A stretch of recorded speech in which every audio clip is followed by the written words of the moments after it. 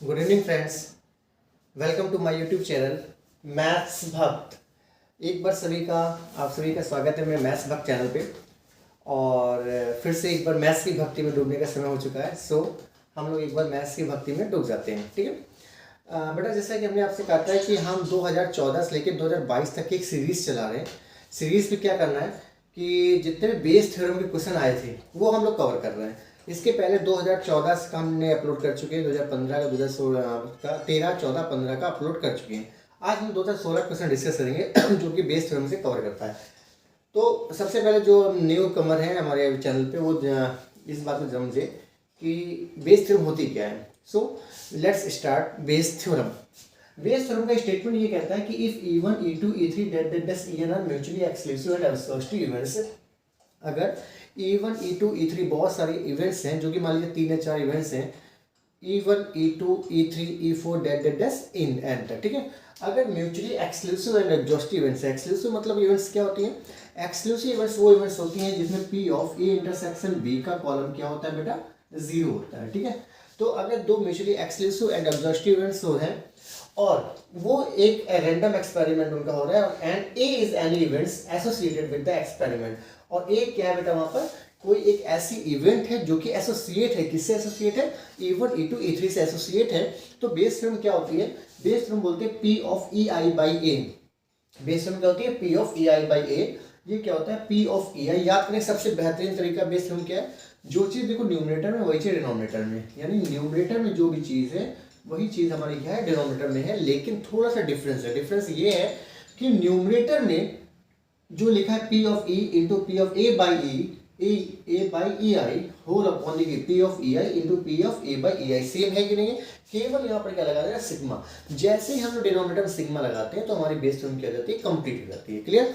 सो इतना परिचय हम पहले वीडियो में दे चुके हैं। यहाँ पे क्विक रिवीजन था, क्विक फास्ट तरीके से हमने आपको बता दिया कि बेस थ्योरम कैसे लगाते हैं। आज हम लोग ISC 2016 का क्वेश्चन डिस्कस करेंगे कि एक क्वेश्चन कैसे बेस थ्योरम 6 मार्क्स को कवर करते हैं, ठीक है। सो लेट्स स्टार्ट बेटा।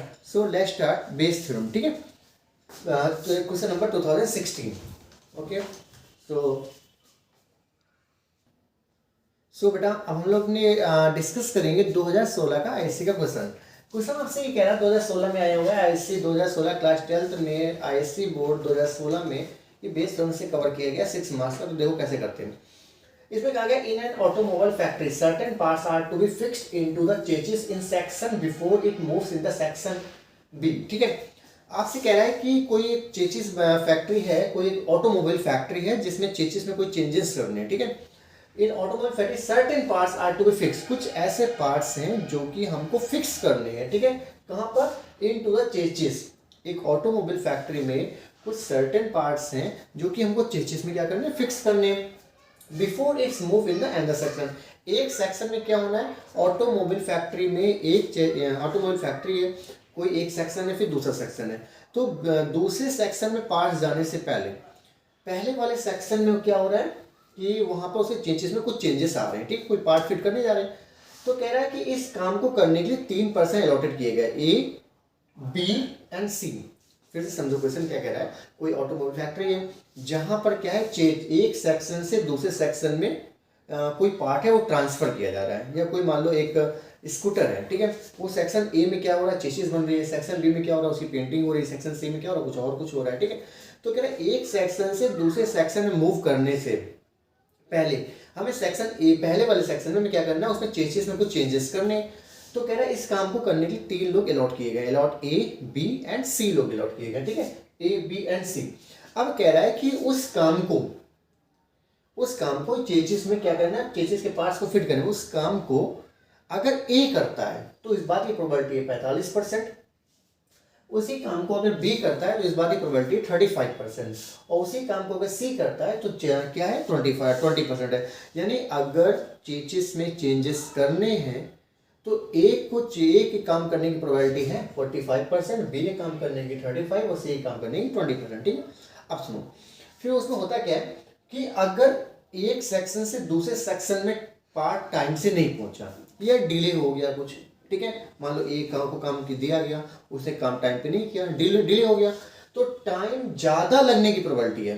ए से उसी सेक्शन में टाइम ज़्यादा लगने की प्रोबेबिलिटी है 1/6, बी से कितनी 1/10 और सी से कितनी 1/20 है। ठीक है, तो आपसे कह रहा है कि बताओ इस बात की क्या प्रोबेबिलिटी होगी कि उस सेक्शन में सबसे ज़्यादा टाइम लगे, मोर देन अलॉटेड टाइम, जितना टाइम अलॉट किया गया उससे ज़्यादा टाइम लगे किसको, ए को।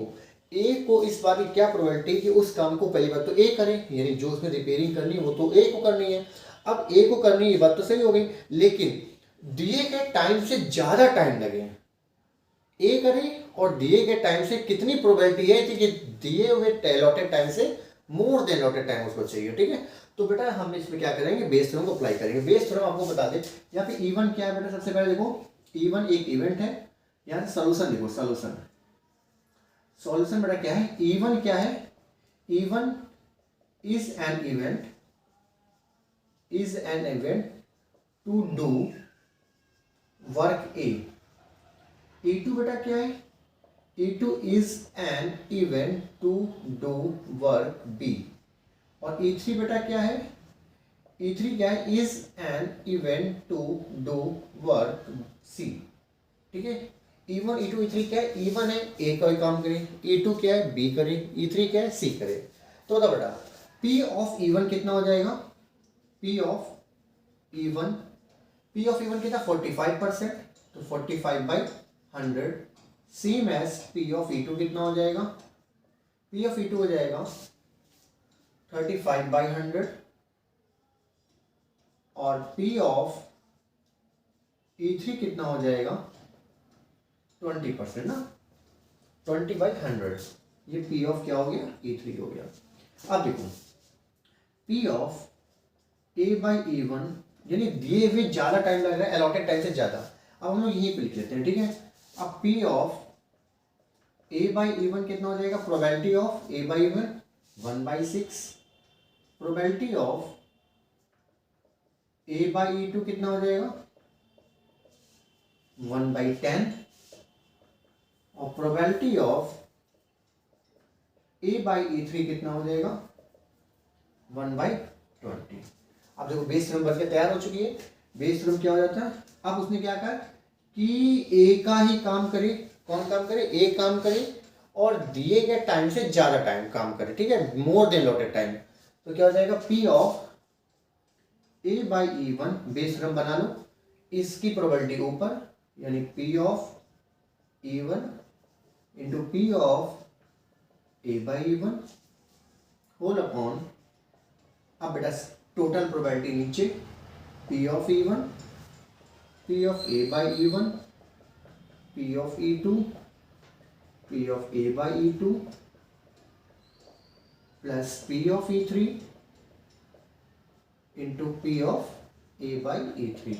देखो क्वेश्चन में कुछ भी नहीं था, there is nothing in this problem, बस हमें क्या करना था, फॉर्मुलेट करना था। तो उन्होंने क्या कर दिया, फॉर्मुलेट कर दिया। अब क्या करना है, जो वैल्यू हमको पता है बस फॉर्मुले में रखते जाओ, सिंपल सी बात थी। ए करें 45%, बी करें 35%, सी करें 20%, ए मोर देन अलॉटेड टाइम से ज़्यादा करें 1/6, मोर देन अलॉटेड टाइम से बी करें 1/10, सी करें 1/20।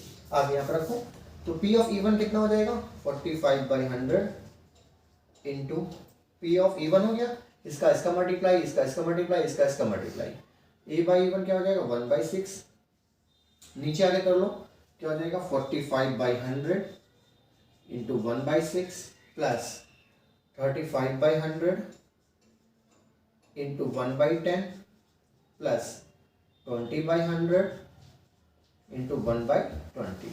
सब 100 कॉमन लेके कैंसिल कर दो, आंसर आ जाएगा 45/6 होल अपॉन 45/6 प्लस 35/10 प्लस 20/20।